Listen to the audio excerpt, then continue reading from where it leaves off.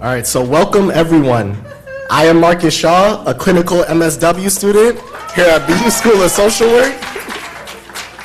And yeah, I just appreciate this applause because this room is filled with so many supportive faculty, so many supportive, influential figures that just make this school amazing and make becoming a social worker amazing. And I just hope that this talk goes incredibly well so that we can continue to commune over BUSSW, folks like Hubie Jones, as well as Dean Jones and Dawn as well for all the support that they provide. But let me continue reading this. So thank you for joining us this evening in person and on Zoom for our annual Hubie Jones Lecture in Urban Health.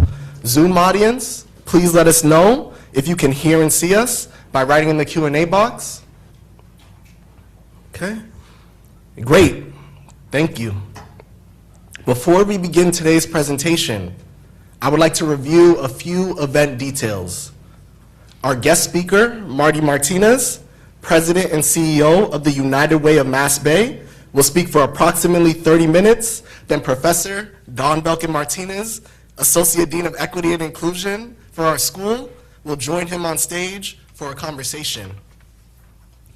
After their conversation, we will then have time for audience questions on Zoom and in person. For those on Zoom, please type your questions into the Q&A box. We will share those with the speaker and we'll take as many as time allows. For our licensed social workers who need CEs for this event, you'll receive a link in your email tomorrow morning to a quiz that you can complete to receive the credits. We will also share a QR code for the quiz on the screen at the end of the event. And tonight's lecture will be recorded and will be available on our website in the coming weeks. And now to the main event. I am thrilled to be here today to introduce Dean Barbara Jones. Dean Jones is one of the nation's top social work scholars and an expert in psychosocial oncology and palliative care. She is committed to elevating our field, supporting the next generation of social workers, and building a healthy future for social workers to continue our important work. Please welcome Dean Jones.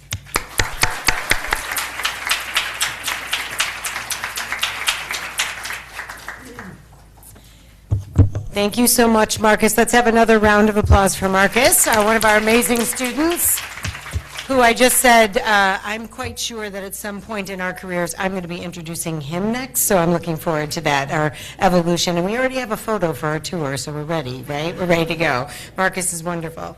Thank you all for joining us for this really special event. This is one of my favorite days of the year. This and commencement, I think, are top in our yearly celebrations. And happy Social Work Month. You can clap for that. This is our signature event. Our annual Hubie Jones Lecture in Urban Health examines critical health justice issues, featuring the region's top leaders who are working at the intersection of health and social justice. This lecture series was established in 2012 by an anonymous donor to honor the vision of Hubie Jones, Dean Emeritus of the School of Social Work from 1977 to 1993. Hubie Jones and his wife Catherine shaped Boston's civic landscape for almost 50 years, playing an integral role in community organizations throughout Boston and within the city's Black community. He also was incredibly influential here at Boston University, and to me, he will always be the original Dean Jones. So join me in welcoming Dean Emeritus Hubie Jones. Hubie, we are so grateful for your presence, for your incredible commitment to our school, to our community, to social work, and thank you for all that you've done. This year's speaker, Marty Martinez, President and CEO of the United Way of Massachusetts Bay, is leading the organization's work to mobilize partners, resources, and advocacy across the region to eradicate the conditions that lead to poverty and increase economic opportunity. He has more than 25 years of experience working on behalf of children and families in the greater Boston area, and a proven track record of effectively tackling some of the most pressing issues facing our communities. In today's presentation, which I love the title, by the way, I really love the title, Mobilizing Collective Action in a Time of Drastic Disruption, Marty will discuss how rapid shifts in federal policy and funding are placing unprecedented strain on access to basic needs, making it more important than ever to organize and mobilize people for collective action. This topic could not be any more timely, and as social workers, we're ready to mobilize. So please welcome Marty Martinez.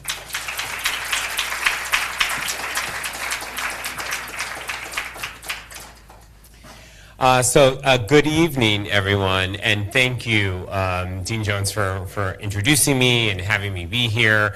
It's a privilege and an honor to be able to be here with all of you tonight, to be part of the Hubie Jones Lecture on Urban Health. Not only to share thoughts with you and dialogue with all of you, but to also be part of honoring the legacy of Hubie Jones and the work that you've done, Hubie, here at BU, but also in the community that I call my home, here in Boston and Dorchester, where I live. Grateful for the legacy that you have built and the work you've done, and grateful to be able to stand on your shoulders for the work we're doing each and every day. So thank you for all you've done. And I rarely get nervous giving remarks, but with Hubie here, I might be a little nervous today. But grateful for that opportunity to be here. As many of you probably know, Hubie has founded many organizations and partnered with many entities in his time. And one, the Mass Advocates for Children, is an organization that we at the United Way fund, that we partner with, where he led efforts to tackle the systemic inequities facing families in school and beyond. And many of you know the legacy of sort of highlighting through unprecedented reports and raising sort of the realities of what children face. As a parent of a Boston Public Schools student, understanding not only the fight then, but the fight that continues today, which is an important part of the work that continues. There's a quote that's attributed to Hubie from the Mass Advocates that I wanted to share with you. And it says, "It's not only about getting change, but also about institutionalizing change, locking change in. Advocacy is not about in one day, out the next, in 1 month, out the next. The issues we're concerned about mean having a lifetime commitment for children." It's locking in that change. It's that framing that feels even more relevant today, given all that we're experiencing and all that our communities are experiencing. And that's what I'd like to talk a little bit with you about today. You know, in a room full of social workers, practitioners, leaders, scholars, and students, it's a call for social justice from the individual to the community level that I know is at the core of who you are, at the core of what you do, and at the core of what you believe in. And so it's that advocacy and push for social justice that I would argue is at a critical juncture right now, that forces us to think about how we mobilize, how we organize, and how we address the work needed to fix the systems that are in front of us and to address the systems that need attention in this moment. You know, I have heard this phrase quite a bit, that we are in unprecedented times. And actually recently heard Congresswoman Presley say, "I'm ready for precedented times." And I agree. These unprecedented times are challenging.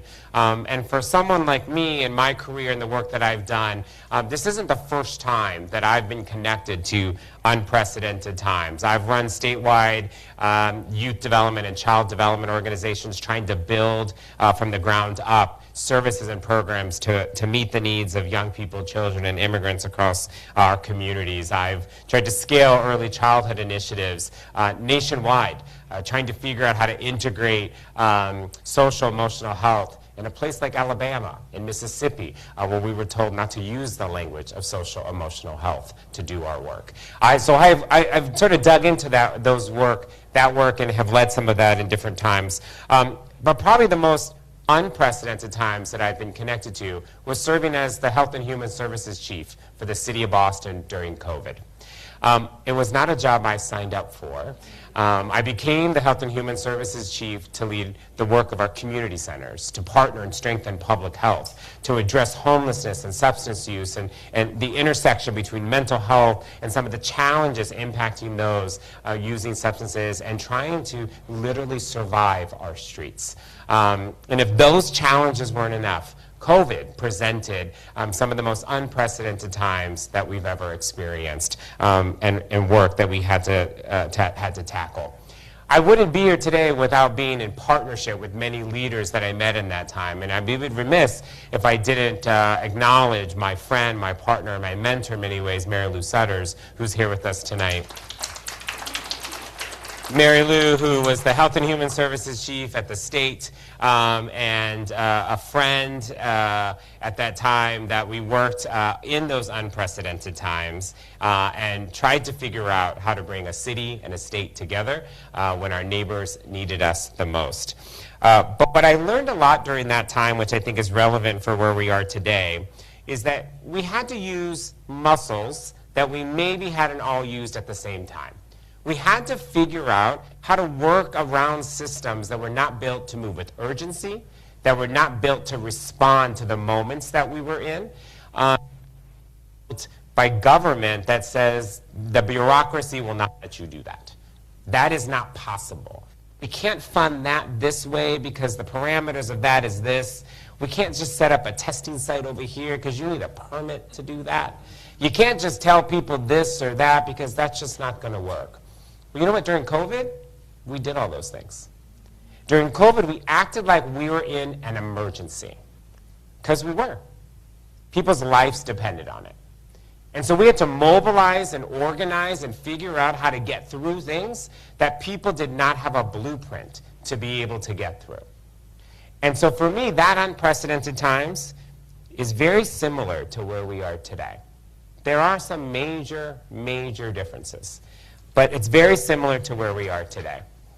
Because where we are today in this unprecedented times, unlike COVID, unlike movements that we've experienced, unlike recessions that have dramatically impacted affordability and the safety net overall, we're in a moment where one is rewriting the basic safety net and the social service system that gives people the ability to simply survive. That right now, the safety net is under attack. And the safety net is under attack by our own government. And so what's unprecedented about the times that we're in right now is really the fact that what we are trying to do is navigate how to survive when a federal government is shifting policies, funding priorities, and creating a scenario where the basic needs that people need to have met, housing, food, childcare, healthcare, are being attacked. They're being dismantled in many ways. And unfortunately, it's not by accident. And so what we're seeing is federal policy changes on who deserves access to resources. We're seeing an understanding that if you've immigrated into this country, it is okay to attack you. It is okay to question whether you deserve access to benefits and resources. The shifting in eligibility, the shifting in who should be allowed to work and access the resources they need for their families. That combined with federal funding cuts, which has both been direct cuts to services and programs. I'm sure if I asked you to turn to your neighbor and talk about a federal cut you know, you could do that. Think about that. In this moment, when we would rather not think about our federal government, you could probably turn to your neighbor and describe a cut in federal funding that we've experienced, or that the state government has experienced, or a family has experienced that you know of and that you're connected to. Those changes in federal funding, whether it's closing grants, whether it's sending a letter to an agency to say that you know your agency no longer is aligned with federal priorities, and that means hundreds of thousands and millions of dollars of funding goes away. That is shifting and attacking the basic safety net. As an agency, I'm grateful to run the United Way in this moment. I'm grateful for the work we're doing. But we're an agency that received a letter like that from the Health and Human Services at the federal level. And the letter basically told us the work we were doing to create, think about this, the work we were doing to create early literacy gains for non-English speakers in gateway communities was no longer aligned with federal priorities. Teaching people how to use English to equip themselves to build a better opportunity was no longer aligned with our federal government. That makes these moments and times unprecedented. The other piece that makes these moments and times unprecedented is the fear being created in our communities. We intentionally are targeting neighbors. We intentionally are trying to understand why what's happening is impacting people each and every day. Increased immigration enforcement is creating challenges for our community. It is preventing and dissuading people from sending children to school. It is forcing people not to go to doctor's appointments and not to get the care that they need. It is creating a dynamic where schools are trying to figure out how not to lose access to children, so children don't lose access to their education. These unprecedented times are creating crisis. And unlike COVID, where the federal government was somewhat helpful during COVID, in these moments, the federal government is at the root of what's happening for us. They're at the root of the disruption that's being created. So what we are trying to do at the United Way is to better understand that impact. I can give you that broad information, and I have numbers here that I'll give you today, but it's important we understand what that impact is as we try to mobilize for change. What that federal policy changes have done is talk about having the reality of 300,000 people at risk of losing health insurance due to Medicaid eligibility changes here in Massachusetts. That's a big number. Well, what does that mean? That means that today, health centers are having people call saying, I can't come to my appointment because I'm pretty sure I lost Medicaid. I lost Mass Health. They haven't. But that fear, that misinformation is creating a gap in folks being able to access care. It's creating a scenario where right now nonprofit organizations are lifting up, that they have families who are skipping appointments.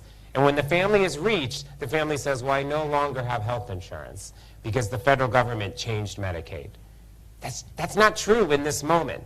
And that's not necessarily what's happened.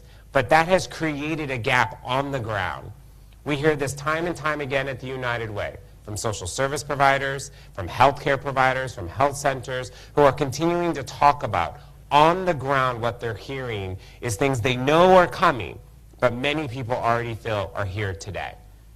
That misinformation is creating a gap in access, and it is right now making us less healthy and less safe. We know that over 100,000 people in Massachusetts will likely lose SNAP benefits because of the change of eligibility and the bureaucratic obstacles being created, which is intended to keep people off SNAP and intended to save money. SNAP also generates, if you didn't know, $3 billion annually for over almost 6,000 retailers. What does that mean? Your local bodega needs SNAP. That is a part of the equation of the economy.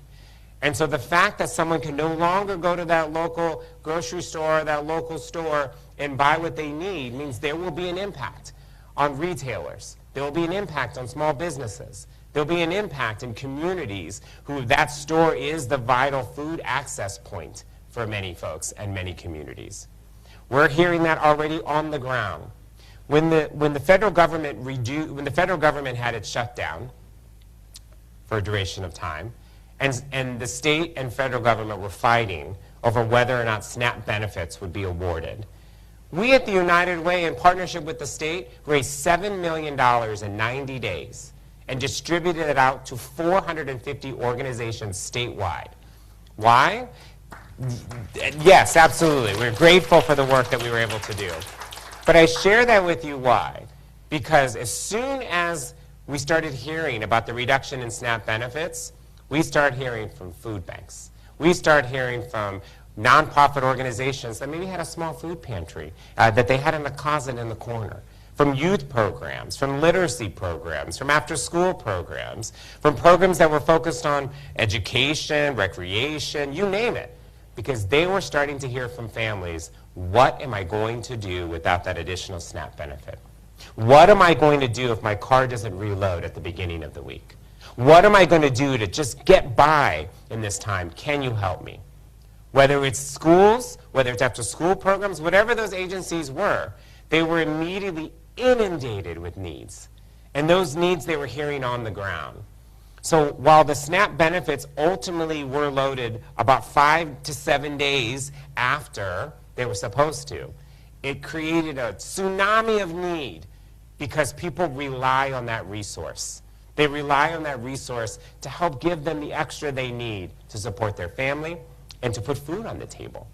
On the ground, that's what we were hearing of what's happened. And we know today, with the changes in eligibility and the renewal pieces that are in the works, it will impact likely 100,000 people in the Commonwealth. That is the impact we're hearing on the ground each and every day. The last policy change I'll give you, and I could spend my entire time talking about policy changes, but the last one I'll give you has to do with the funding, a resource change. A resource change that potentially impacts almost 4,000 supportive housing units here in Massachusetts, and who are at the risk of the federal government who's pushing to retreat from a housing-first approach. Those of you who know this work well, know housing well, know that it is proven effective. And this is shocking that we have to say it's proven effective, but it's proven to be an effective strategy, that if you house people first, you can work on all the other things that they need to work on if you house them first. Well, the federal government is telling us that that's no longer the truth, that that's no longer the way we should organize ourselves. And they are shifting funding from the continuum of care. I'm not going to get wonky if you don't know this. They shift funding from the continuum of care. Their goal is to no longer allow that money to pay for rent, to pay for the permanent supportive housing. They want to shift it to services. Now we think, well, what's bad about that? You can't get services if you're not housed. You can't get what you need if you don't have some stability. But the federal government is telling us that that is no longer how they want to direct that $135 million that comes into Massachusetts, which will mean 3,800 units will not be able to pay their rent if and when that happens. On the ground, what are we seeing? We're seeing mayors of municipalities try to figure out how to organize themselves. In a city like Cambridge, the city manager knows there's 228 units that rely on this funding, and the city manager is trying to figure out how are they going to keep those folks housed. That's the on-the-ground impact in a city like Cambridge. So it's vitally important that we don't lose track of what we're hearing on the ground and what we continue to see as federal funding cuts, as the impact to our immigrant neighbors, brothers and sisters, and that we continue to understand what's happening when we see the impact on the ground. So that's not working, but it doesn't matter. These are context slides. So what are we doing? Well, let me tell you what I think we're doing. We're responding at the United Way. We're organizing. We're mobilizing. We're listening. We're prioritizing, and we're bringing people together so that we can do what's necessary to address what we see. It is super easy to feel overwhelmed right now. And I'll tell you, there are times that after meeting with the community agency, going up to Lawrence and sitting with immigrant providers, trying to figure out what to do in their community, trying to talk to folks around food insecurity, having folks figure out if TPS is revoked, what will happen to our Haitian community that has relied on that resource and that protection and has built so much here into our community.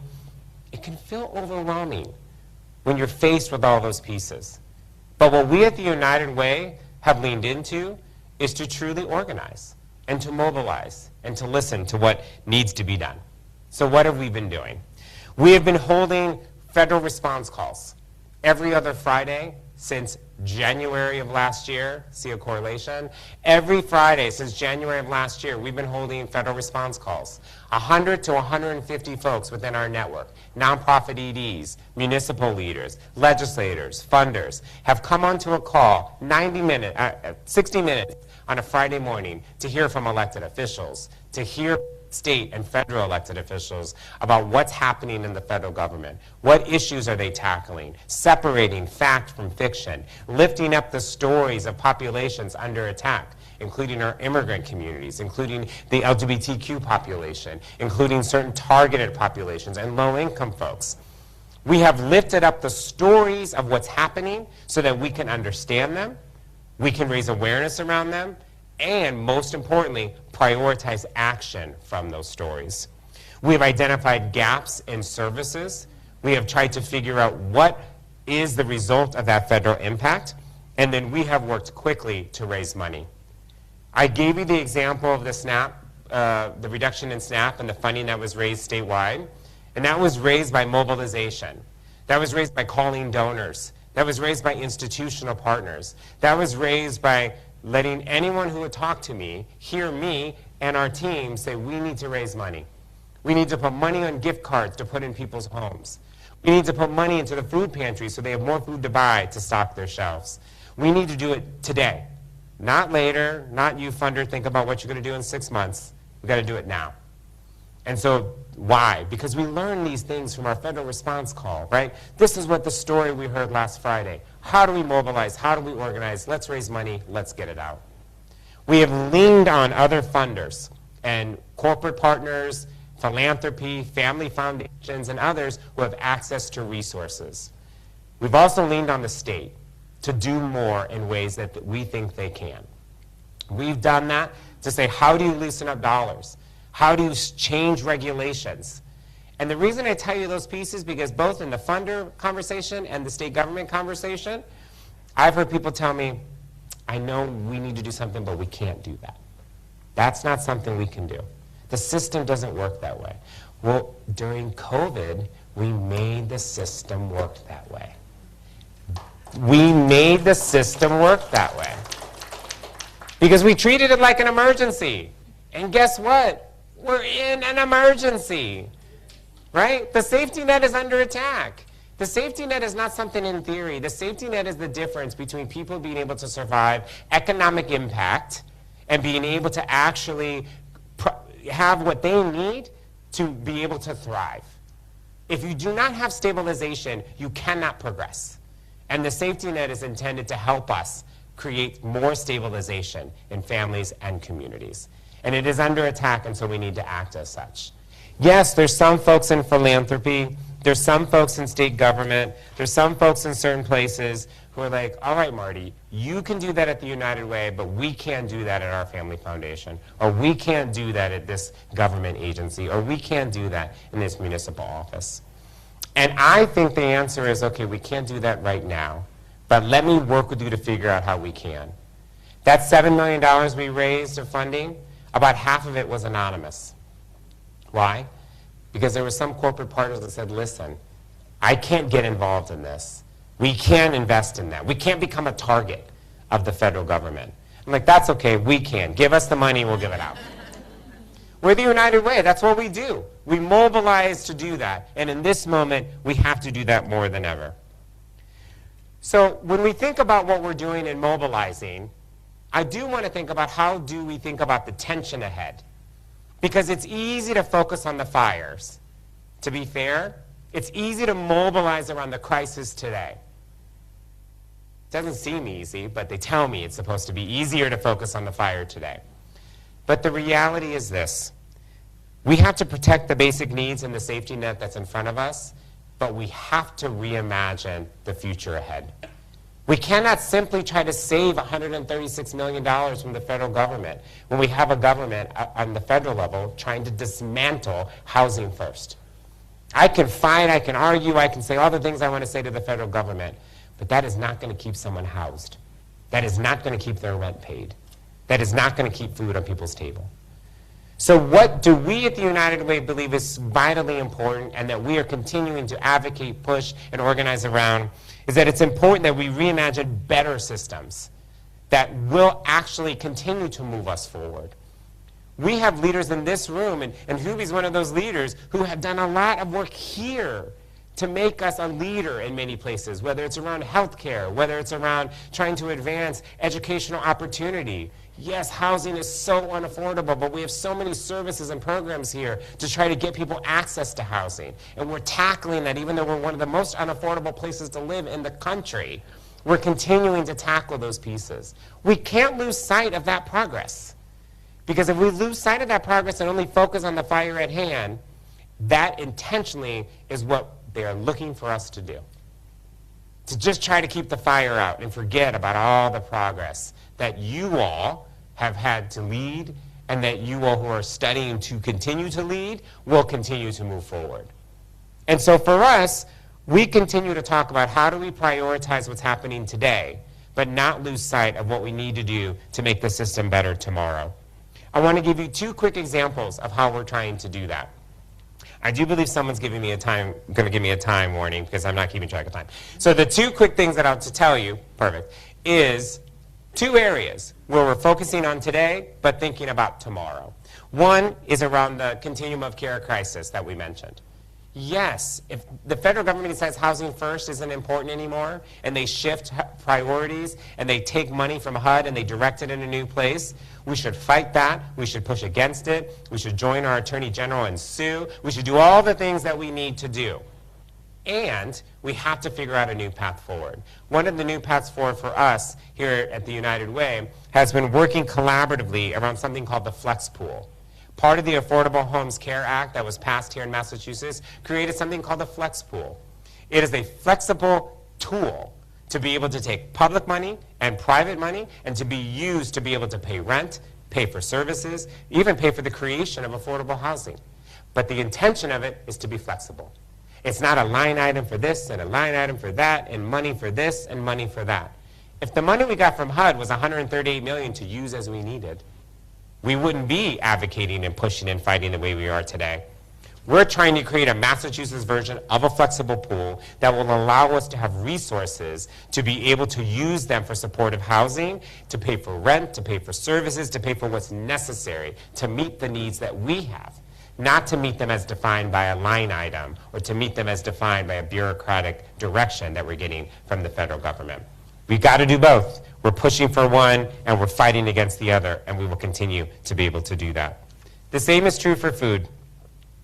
In a scenario where we have a robust food service system, a robust place where we have food pantries and food programs and food services all over our Massachusetts that have continued to create opportunities and continue to give people food and access to food, we still have 1 million people in Massachusetts on SNAP.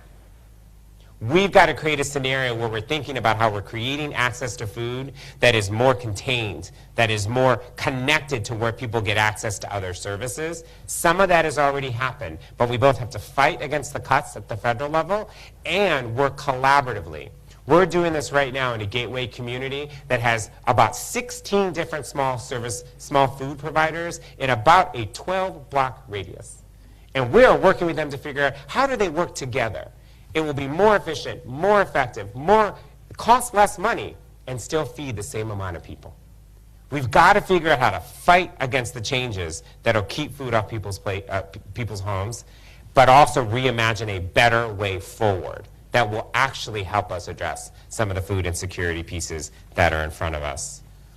With another 30 minutes, I would tell you about a lot more of the reimagination, because I believe firmly, and having talked to donors who've given us $250,000, talking to public officials looking to invest millions of dollars in line items, this can't just be about plugging holes and stopping what's happening federally.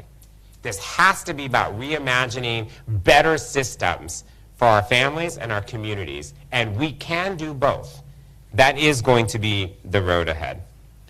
So where do we leave this? I don't love the fact that this is ending with my picture, but they made the slide, my team. We need to draw on the lessons of how we work together. We need to draw on the lessons that we learned in difficult times.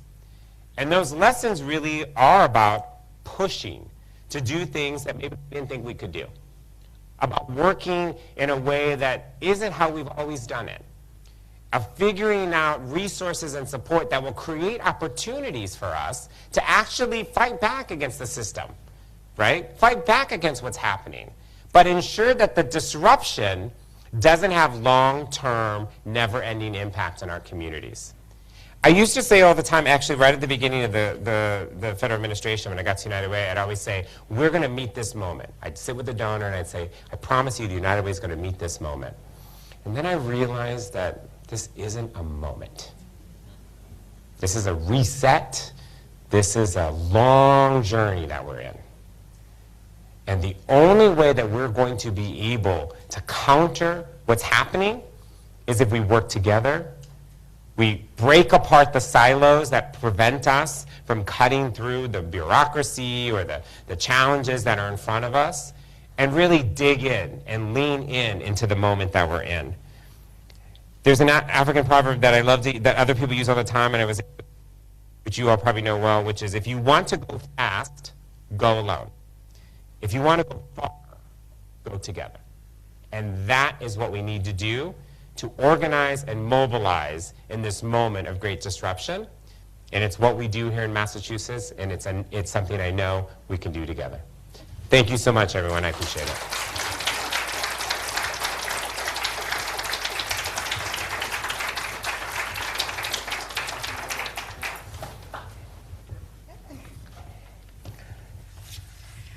Wow, how about another round of applause for an inspirational speech? I just want to say that it's such an honor to be here with the Jones team, to stand on the shoulders of the legacy of Hubie Jones, who embodies the urban mission of social work, and our current Dean Jones, who is committed to the struggle day in and day out. Okay, bro Martinez. Down to the Martinezes. Martinez, right. So I just have to say I loved your talk. Thanks. And I really appreciate, I sort of pulled out 3 sort of themes from there. One, and this is sort of in the part of me that's the clinical social worker, which is the validation and the acknowledgement of this historical moment that we're in, where people are dying as we speak, where our brothers and sisters are being kidnapped, where people don't have food, where people don't have things to take care of themselves, their health.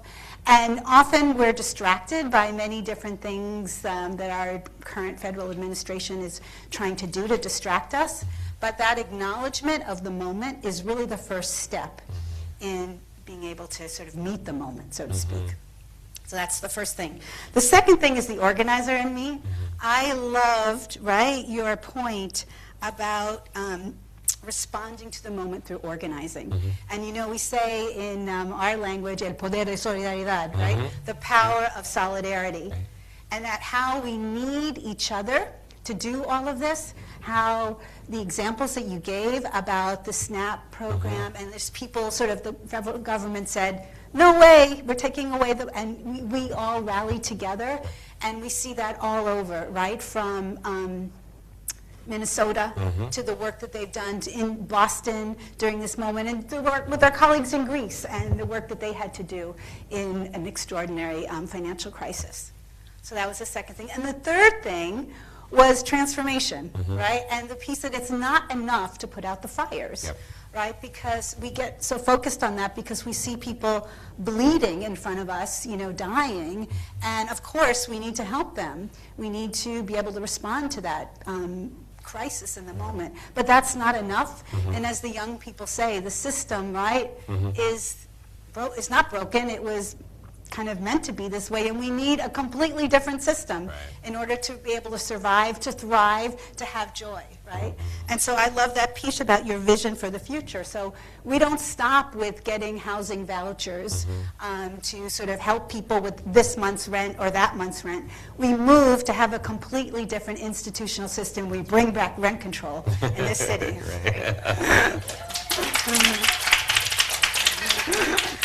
Okay. So I've got some questions. Different form. That's a whole different lecture. So I've got some questions, and when we talked beforehand, I said some of them might be a little bit hard, but I really appreciate the spirit that you have in addressing them. So the first one is about, what do we say? We know that we need all of us, right? We need to build this new world, this transformational world that you're talking about. And we also know that all of us are at occupying different spaces. And there are many people that we think they should be on the train, they should be joining us, they are with us, and they're not, right? And often the people look like us, right? Or, and we're surprised. So I'm really interested to hear your thoughts about how do we organize to be able to build this multiracial working class movement to create this new society? Yeah. Boy, isn't that a tough one? Yeah, I mean, I think it's a great question, because I think it can be easy, especially sometimes here in our own bubble, right? We can be like, well, we all believe this. This is something we're all trying to do together, and we can be easily impacted by someone who says, I don't necessarily think that. I'm not sure that that's the case, right? And especially when you come from an organization like mine, the United Way, our goal is to bring people together of different ideas and different backgrounds and different places and work collaboratively. And so I think for us, we have to do everything that's possible to connect with folks, regardless of some of the core challenges that are there. And so let me be kind of real specific around it. I talk a lot about basic needs. I talk a lot about basic needs to donors, to individual elected officials, regardless of ideology, really to folks to talk about, listen, everyone should have the right to have access to food, health care, child care, the basic needs and housing. Everyone should have right to that.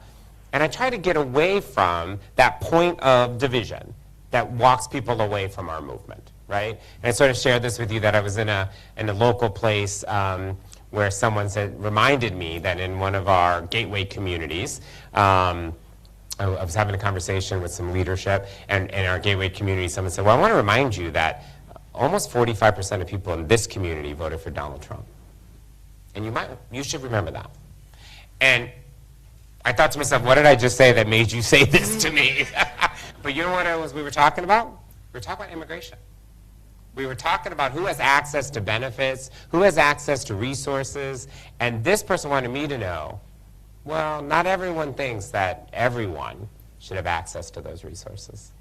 And so what do you do with that? You can't just walk away.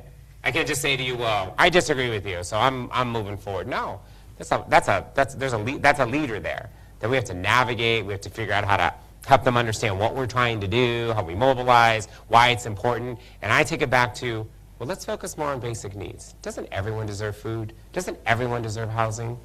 And trying to get us back to that question. So I give that example that in my job, I don't have the luxury to only talk to people that think like me. And I would argue none of us have that luxury. Our most vulnerable neighbors, they need us to break through that. And it's a challenge that I take on, even if I'm like, wow, this is overwhelming. And this is not something I think I want to do, but it is something I have to do. And that's how I think about it.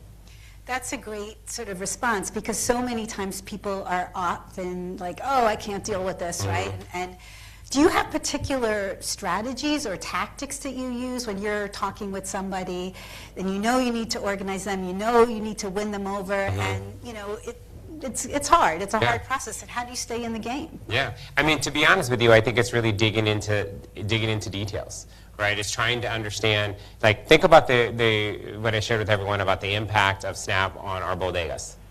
There are people who read that and think you're talking economics. You're talking about less resources to small businesses. Oh, I can get on board with that. Now, to be honest with you, the fact that people don't have enough food in their home should be why you got on board with the conversation. But the small business piece is what motivated you. So for me, it's super important that we tackle that, right? And that we figure out the best way to approach it. I could say something super aggressive and leave the conversation feeling great, but know that I didn't help anyone get food on their table. And I didn't make progress in that movement, even if I feel good on my drive home. So that is, to me, how I think about the strategy that you have to tackle, even if it may put you in difficult positions. Winning people over. Yeah, absolutely. Yeah. So what do we do? The next question I have is something that I've heard from young people. Sure. And one of the things that they say, it's a hard question, is they say, I don't have any faith in the state. I don't have any faith that they can help me. If you bring up immigration, they'll say, there were so many deportations under Obama. Like, the Democrats don't do anything, the Republicans don't do anything, nobody does anything. I'm not going to vote, I don't care. Maybe I'll be involved in mutual aid. But I don't have any sort of hope that the state is going to be able to help us. Yeah. What do you say to something like that? Yeah. I agree. No, I don't say that. I definitely don't say that. I forgot this is online. I hope nobody remembers I said that. To be fair, I mean, I think we all can feel that in our gut, right? We can all feel like, and many folks in this room have been working on these issues for decades, and so you're thinking, yeah, right? I understand that. I think for me, I think a lot about how do we focus on systems transformation, how do we not be afraid to be bold, to tackle the systems that I would say are broken and others I know will say are working as designed. How do we still do that work and at the end of the day make progress in ensuring that someone doesn't have to go to sleep sleeping on the street? We've got to be able to do both, right? I say it all the time. Some of the things we did during COVID, we had organizations who organized themselves. We had neighborhoods and community groups who organized themselves. And they did amazing work getting PPE out, getting folks tested as necessary, getting people vaccinated. And those were neighbors to neighbors and groups to groups. I mean, Secretary, you and I met with so many of them over the course of time. But you know what? They needed me as a city official to do the things I needed to do. They needed me to make sure that I was driving resources and that I was opening up opportunities and loosening regulations. And it took both, right? So at times when they were saying, we're doing this because the system's failing us, I said, yes, and how can we help make sure that we can be better and that we can figure out how to get you what you need that only I might have access to or only the state might have access to. So for me, it really is, we should be focusing on transforming the system. Don't get me wrong. Right? I mean, the fact that, the point I made earlier, the fact that 1 million people rely on SNAP here, and there's many more who are eligible who are not on SNAP, but there are 1 million people on SNAP here who need that benefit. In Massachusetts, right, we got to figure out why there's so much food insecurity, and we got to make sure people have what they need in SNAP. We've got to do both, even if the system is not actually fixing the core of the problem. So I think it can be easy is the wrong word. I think it can be the natural inclination to feel like we need to blow all this up. And I hear it and I agree with it. And blowing that all up will not feed a family tonight. And so that is what I think we have to do both of. And it's a hard proposition, but it's something we really need to focus on. Yeah. These and in both pieces, like sometimes so hard for people to hold, right? Because I'm just going to focus on the immediate needs versus I'm just going to be focused on building the vision and somebody's over there. But that's the task, right? It is, absolutely. So that sort of leads me into a question for you, right? Our final question for the evening, which is how do you do the and in both? And what, like if you think about it, we wake up every day, you know, another country has been invaded, you know, more people are being kidnapped, you know, people are losing their homes, no food, no health care. And so lots of people are sort of like, hey, I'm just going to work in the garden, right? You know, like I'm totally, you know, not that I'm not, if there's any garden people. I actually do have a garden, right? I do. And if there's any garden people here, I'm sorry. I love my garden.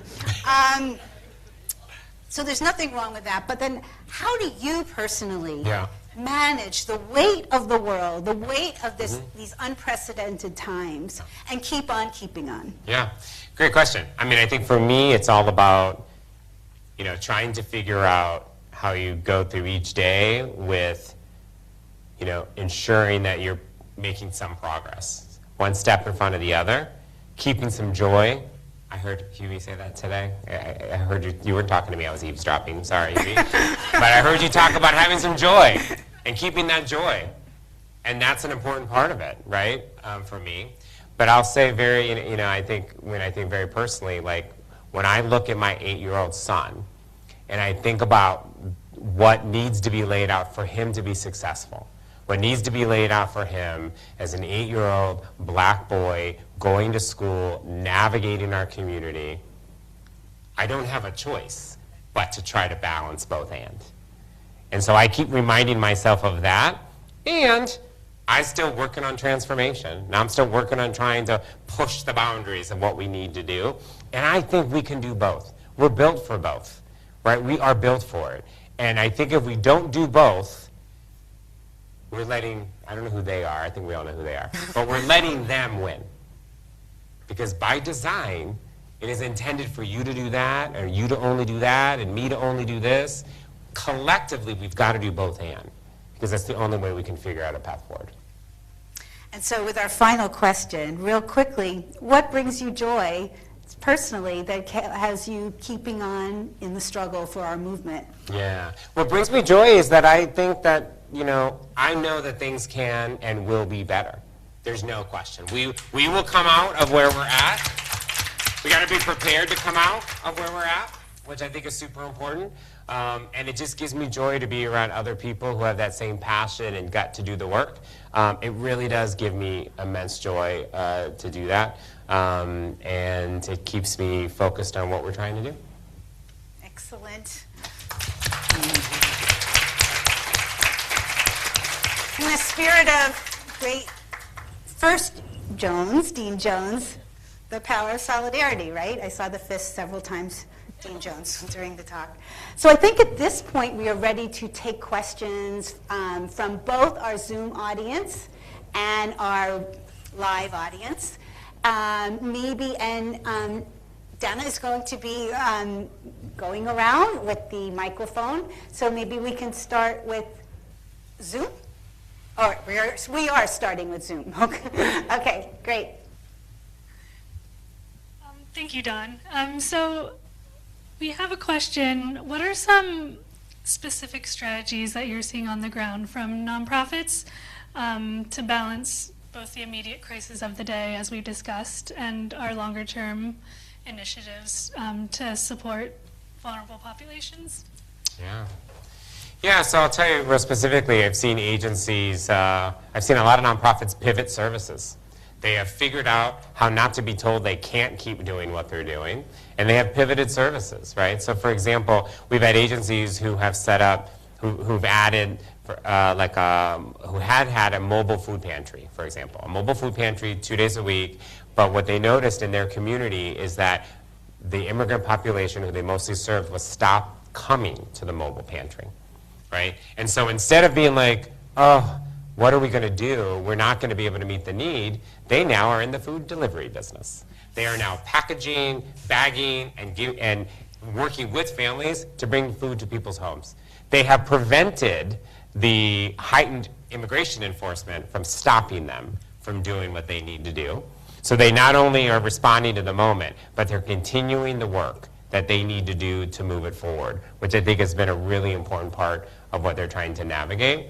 I've also seen education programs who are trying to figure out how to ensure that children and young people continue to go to school and continue to be engaged in school, strengthen services in school. So I've seen agencies, there's a whole robust community schools model. Hopefully you're familiar with it. It's a whole school, full circle, full service school model that's growing in Massachusetts. It's been something people have been trying to work on for many, many years. We do a lot of work on it. We have agencies who've now tried to integrate basic needs into that full service approach. Why? Because they see the impact on basic needs. They care deeply about this model that says to teachers and others in a school building, we know you don't have all the resources you need to tackle the things you need to tackle, but it doesn't mean that you just can ignore them. You still need to try to tackle them. And so now this increased focus on basic needs has meant they've been able to bring that into that conversation around community schools.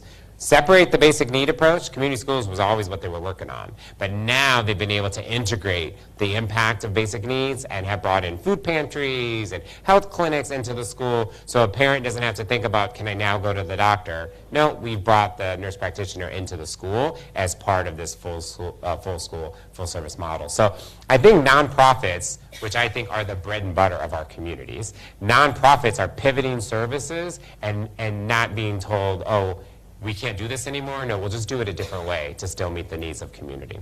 We've seen that happen a lot, and it's happening all over our community. How about a question from our audience right here. I think I saw this person right first. We'll get to you, Jeff. Back there. Yes, we'll have to have legs down. There we go. Thank you. Who is the first? All right. Here you are. So my name's Eric Rubenstein. I'm faculty at the School of Public Health. Please don't answer this question if it gets you in trouble. Okay. But I guess sort of the state we're in now, I'm kind of interested in your thoughts about the future of philanthropy and how it maybe kind of in some ways is a little antithetical to the community that we're striving for, especially thinking of all of the maybe quote evil philanthropists you can think of. Like how do you see as a fundraiser in a way, like what's the goal and the dream for rich people giving money for things in the long term? Good question.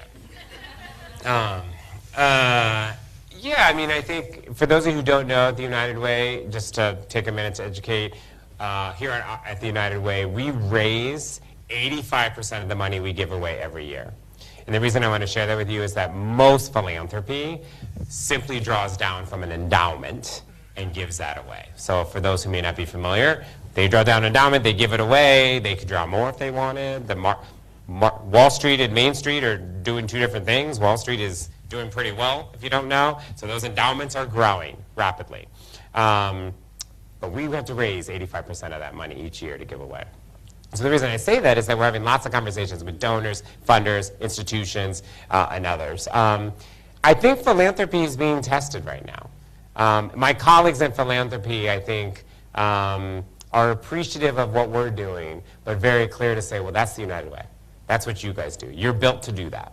That's what you do. And we're making the message that that's what philanthropy needs to do. We need to lean in and do more. We need people to loosen up their dollars. We need people to think more creatively about funding and resources and be willing to do that legwork. What does that mean? We got to walk that. We got to walk the talk too. We've loosened up regulations. All of our funding's unrestricted. It has been for many years. But we also changed things like our reporting. We had a rolling deadline around our food SNAP funding. We said you apply when you know your need, and we're going to have this fund until we run out of money. So there's not a deadline tomorrow. It's not a deadline Thursday. You apply when you know the need, and we're going to keep giving out money until we don't have the money to give away. And so philanthropy, trying to understand that they're part of the equation and that they have a role to play, I think is super important. I will say, because it's important to say, philanthropy is also federally under attack. And so because they're under attack federally by this administration, that is trickling down to every level of giving, right? Foundations, private foundations, others are afraid to be a target, like many nonprofits. And so that is making an impact. We at the United Way, this is who we are. You have to attack us out of business because this is what we do, and we will continue to do it. But I will give some grace to my philanthropic brothers and sisters because they're trying to figure out how to navigate a system where maybe they have less connections to community. They have less resources and staff that have built connections and relationships. They have less sort of inroads to understand how do I solve this without working in partnership with someone else. That's what we do. We're saying, listen, you want to know what's happening in Lawrence, Lynn, Salem, Haverhill, Chelsea? We can tell you. We have deep relationships in our gateway communities, and we can help you figure out where to put your resources. You don't have to do the work. Your name doesn't even have to be on it if you don't want. We will make it happen. So I think we have to create the space and the table, but we have to keep pressure on. And that's what we've been trying to do. And hopefully it's working. People still talk to me. So that's helpful. But it is a delicate balance. And I think philanthropy is trying to figure out their way in this moment. Next Zoom question. What are some action steps that social workers can take to fight against the onslaught of federal changes? And how can we use our unique skills? Yeah, I mean, for me, I think, you all know the world better than I do, but for me, it's really about not being afraid to lean in the moment. right? Whether it's in your own organization, whether it's here at school, whether it has to do with the circles you're a part of. I think that people giving voice in this moment is super important. Because to be honest with you, when you're overwhelmed and you're tired, it can be easy to be like, I just rather garden, right? And not that that's what you were saying, but don't get me wrong. I think that's an important part of it, right? Lifting up the voices that matter in the times that we're in the influence that we have. I say it all the time to folks. You have influence. Wherever you're at, there is some level of influence you bring to the table. So how can you use it to make sure people know they're not at it alone and they are working on what they're trying to work on together, which I think is a really, really important piece of leaning into the work. I mean, this is the core of who a social worker is, right, from my vantage point. This is the core of who a social worker is. So this fight for social justice is tied to giving voice, speaking up, not staying silent in this moment. Even if you're like, well, who am I influencing? You are influencing people whether you know it or not. And so to me, that would be the most practical piece that I would encourage folks to do, is to not be afraid to get involved, lean in, and to do it in your own neighborhoods and in your own communities, which I think is super important. No matter where you live, no matter what city or town you live in, there are people that are experiencing a lack of food, a lack of housing security, a lack of affordability is impacting families in every city and town in the Commonwealth, and it's really important that in your own place of influence that you speak up and give voice. So that would be my thought, but I welcome your own suggestions here as well of what you think people should be doing in this moment. Great, thanks. Jeff? Oh, yeah. Thank you very much for your talk and for the work you're leading. My question is, could you please highlight a partnership with the BU School of Social Work or other schools of social work that you're particularly grateful for, or imagine an institutional partnership that would help complement and drive the agenda that you are leading? Yeah, it's a great piece. I'll give you a social work need that I'm sure a partnership has existed with before. But we do end-of-the-year convenings. Every one of our 125 partners, we fund 125 agencies with unrestricted dollars, and we put out about $9 million to those agencies each year. And at those end-of-the-year convenings, they come together and they lift up concerns, issues, and needs. And in our youth and young adult portfolio of providers, one consistent theme that they raised was the lack of consistent engagement that they have with social workers. Their need to ensure that social workers are integrated into their programs, their systems, and the services they provide. And in a very robust conversation in that, and it was the subgroup that I was a part of, in a very robust conversation, and I don't know the school, so unfortunately, in the very robust conversation, some were talking about working with students, practicum students who would come in and partner with some of these programs. But they were also identifying the lack of having a social worker to supervise those students on site in some of those opportunities. And so one of the things we at the United Way, and I know you're the practicum person, so I know you're like, I got something to say. But one of the things that I will say that we heard a lot from our agencies was asking us to connect agencies who have figured this out with other youth and young adult serving agencies who are trying to figure out how to integrate the access point of social workers into their programs and services. So we at the United Way, we're a connector. So my team has done some of that legwork. I don't know with who, to be honest with you. But it is a need that has continued to be raised up as many of these programs, our youth and young adult programs, over the last 2 years, well, the year before I got there, but it's continued, have seen a huge increase in needs around trying to make referrals and connections for young people around mental health, around behavioral health, and their lack of having consistent social workers present in their programs has created a barrier for them. And so that's been their big push into us as their partner, their funder, and someone they think can help them. What my team has done is try to connect them to some of the schools of social work because these are programs statewide that we support, and so that's been part of some of the work that's there. I think there's probably many robust opportunities related to that. As someone who's run a youth development program myself, I know it was a gap in trying to figure out how to get that clinical support that we struggled to be able to provide, which meant sometimes we couldn't do the services we wanted to do in the places we wanted to do them. So I'll just give you that example of something that I think there's an opportunity to strengthen overall. Another question from our online audience. Thank you, Don. So, as you said, Marty, nonprofits are our bread and butter. How can we support small nonprofits at the community level when federal funding is being clawed back, when funding is scarce? How do we make sure that we keep these organizations afloat so that they can keep supporting our communities? So people should raise their hand online, and people should raise their hand here. How many people in this room are on a board of a small nonprofit? Awesome. Everybody should raise their hand the next time someone asks you that question. Boards play a vital role for small nonprofits. Small nonprofits look to board members like staff. Small nonprofits need board members who have passion, commitment, and energy, who are willing to show up and do things. Right? I'm on a board of a $50 million organization. They just want my money. I know that.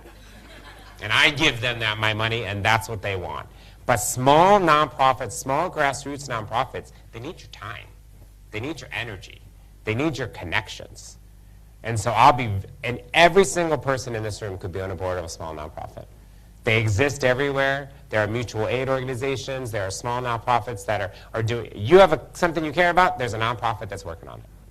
And so in this moment especially, we just had a really robust conversation on my staff today about some board training we're doing, and we're going to blow it up, because the board training is how to be a board member, and what does this look like, and how can you read financials? I'm like, who cares? We're in crisis, and a nonprofit needs someone to really step up and do something. How do we help board members in small nonprofits roll up their sleeves and help that ED navigate this disruption, right? So to folks online, I would say, and to folks in this room, get on a board, super important. Offer your time, your effort, your energy. Donate money to small nonprofits. They need unrestricted dollars. Small dollars go a long way for a small nonprofit. And so I think those are two things that are really vital that, again, every single person can do to get involved and get engaged in those small nonprofits. Their board usually is the difference between them trying to survive these moments versus them not being able to make it. Big nonprofits rely on different things, but small nonprofits rely on us, the people who give time, effort, and energy. Oh, we have to give the next question to Hubie. I spent the last 10 years. Oh. I'd like to They're give bringing you your a mic, Hubie. This is an important list. I spent the last 10 years getting nonprofits to collaborate with each other. We have a real problem with getting nonprofits to share with each other, and as a result of that, they can't have enough power to get big things done.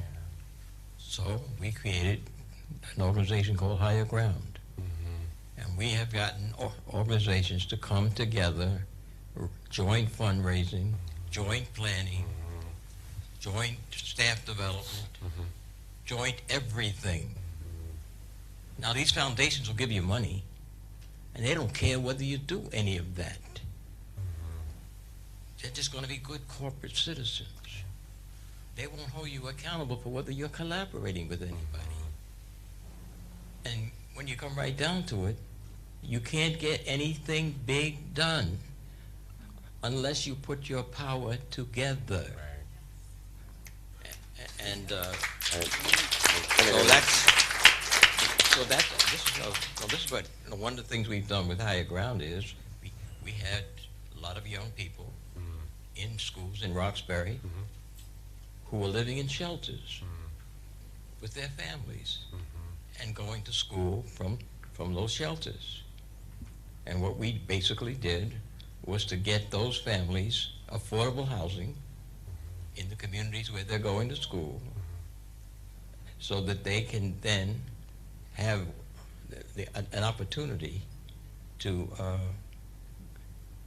get out of, no longer be in shelters. Okay? And so we have 600 young families and kids that we've gotten out of shelters. But that's only a small number of the kids in the Boston Public Schools. Right. There are 3,000 kids in shelters who go to the Boston Public Schools. You can't have a stable school system with that kind of situation. And we now have a model that can be used not only in Boston, but in New York, in Chicago, okay, in Los Angeles, and other places as well. We have got to collaborate and stop wasting money. A lot of this is just a waste of money. Couldn't agree more. Couldn't agree more. I think we have time for 2 more questions. Yeah. Oh, I think online, and then we'll do. Thank you. So libraries are seen as full-service hubs for our communities. They offer basic needs, access to the internet, literacy, a warm place to stay. Social work and libraries seem to be a perfect match. Do you have any thoughts about funding for these valuable spaces, or just supporting our local libraries in general? Yeah, it's a great place. I mean, libraries are, they're foundational, an anchor in communities, right? And so I think that's a part of a critically important part of thinking through what that looks like.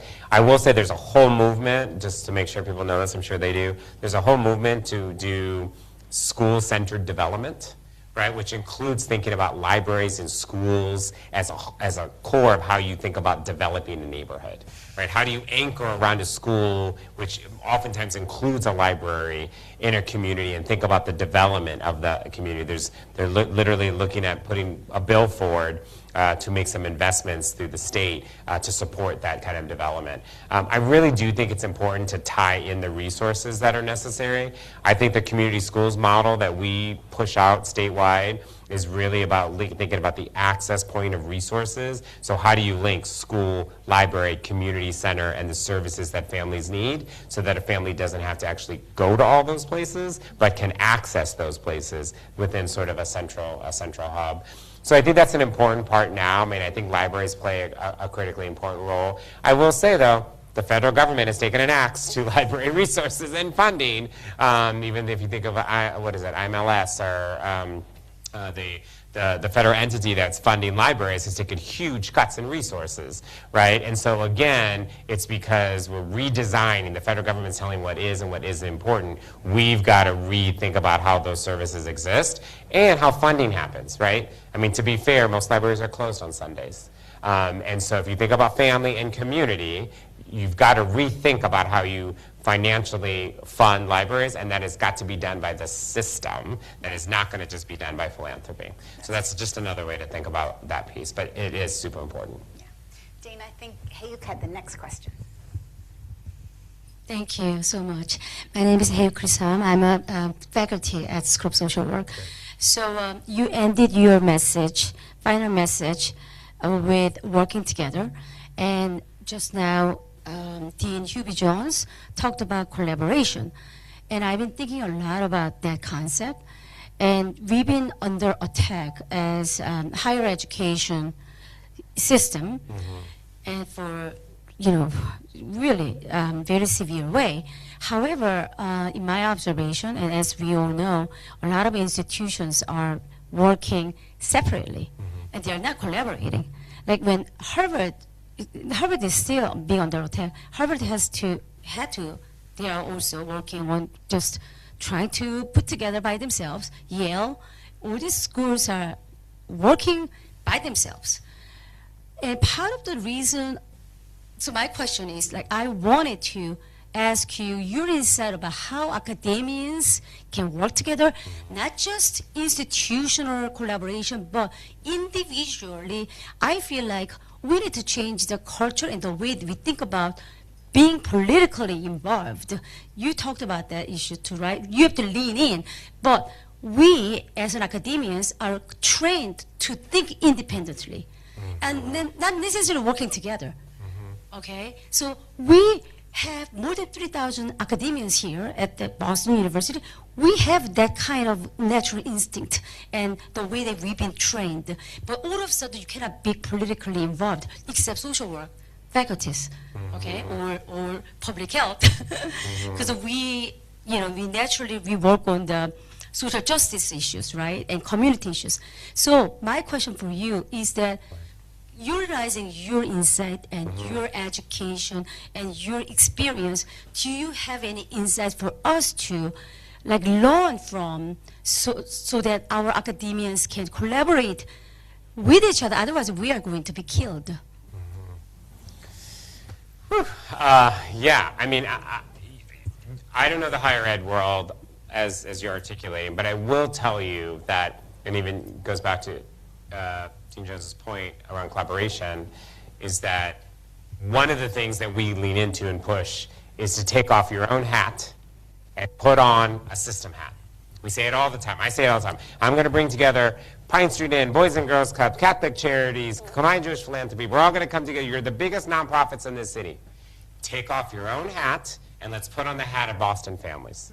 And the reason I say that in that moment is that I can't hear that you lost this violence prevention program in your agency and that's what you're focused on. No, wait a minute. Let's pull this up to a larger conversation, and how do we work together to think about the collective need and how we're going to collectively respond. And so I only give you that example because even in that sense of those agencies that are there, some of them do workforce development, some do youth development, some do a variety of different services. We got them collectively to agree that we're going to talk about basic needs as the most important thing. Even though some of them don't do anything around food, some of them do anything around child care, but we agree, if you take off your own hat, what are your families' basic needs? They have to have food, health care, housing, child care. If they don't have those things, none of these other things matter. And so that collectiveness then allows us to have more strength and power. And so I only say that to you that I think that's finding the common piece of how can it not just be, well, what does BU think it should do? Or what does Harvard think it should do, right? It really is, at the end of the day, how do we collaborate and work together for the common good versus what do you need and what does that institution need? Is it easy for me to say that to those nonprofits? It is easy for me to say that because I'm not trying to make sure their $80 million budget is built and their staff is hired and that all works that way. But what I can tell them is I can't take that collective voice. I can't go to the State House and say, here are the 38 needs I have for the 26 agencies that I'm meeting with. That isn't going to get us anywhere. Just like the scenario of institutions of higher education doing their own thing, going their own way, is not going to get you anywhere. We have to figure out how to take that collective voice and move that forward. I will tell you, of that conversation of those largest nonprofits, a couple of them don't show up anymore, right? A couple of them don't show up. Why? And when I see them, they say, I got so much going on, I can't be part of that. I have to respect that, but also remind them that what they're trying to accomplish is the same thing we're trying to do. We're just trying to do it from the collective and not from the individual agency's need, and that I'm there with them when they're ready to come back to the table. So I think that's part of how we've been thinking about it, and I can only assume there's learnings of that go into higher ed as well. Thanks. I think we have time for one more question, and I believe it can be from the Zoom audience. We actually addressed all the Zoom questions, so if you want to take another in the room. Great. Does anyone in the room have a final question? Dora?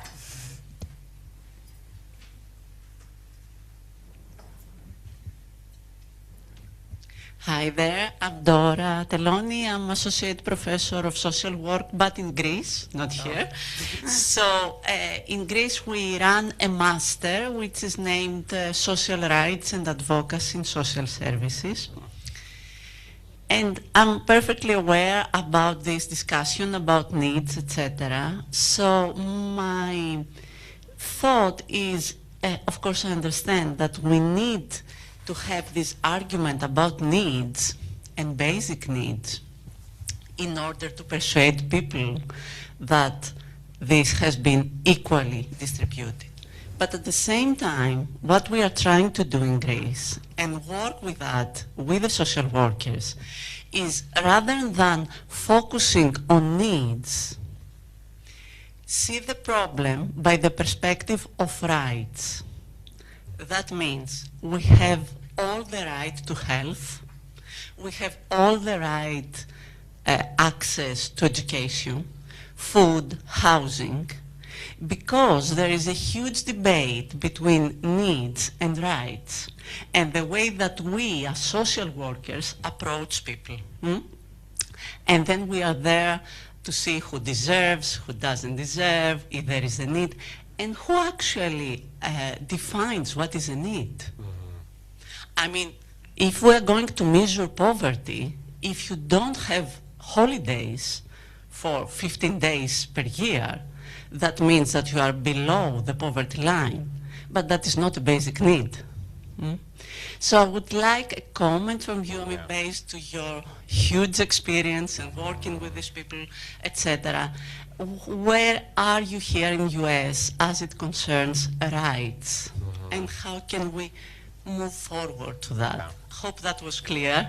No, it's a great. It's Greek English. Yeah, Sorry. no, it's a great question. Thank you for asking that. And I think, from my own perspective, and obviously folks may have others, is that I think what is a basic right is a very controversial thing, right? And so I might argue that where you've described as needs is a controversial conversation here about who has the right to have this, right? Who has the right to get this, right? And so I think, you know, having had a local leader of a community here in Massachusetts ask about whether or not our funding around food and SNAP, whether that was going to check immigration status, that's a right question. That means people who are here legally have the right to get this benefit, and people who aren't, don't.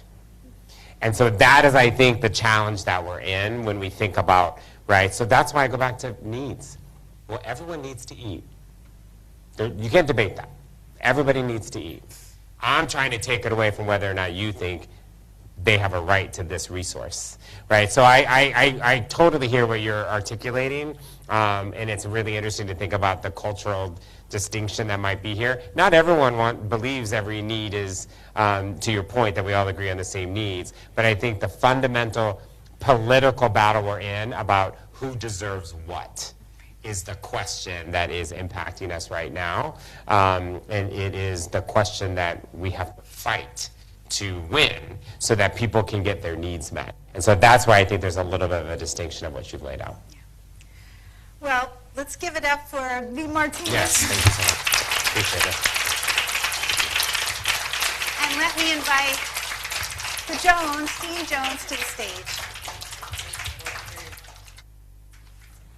All right, well, again, join me in thanking Marty and Dawn. That was incredibly inspiring.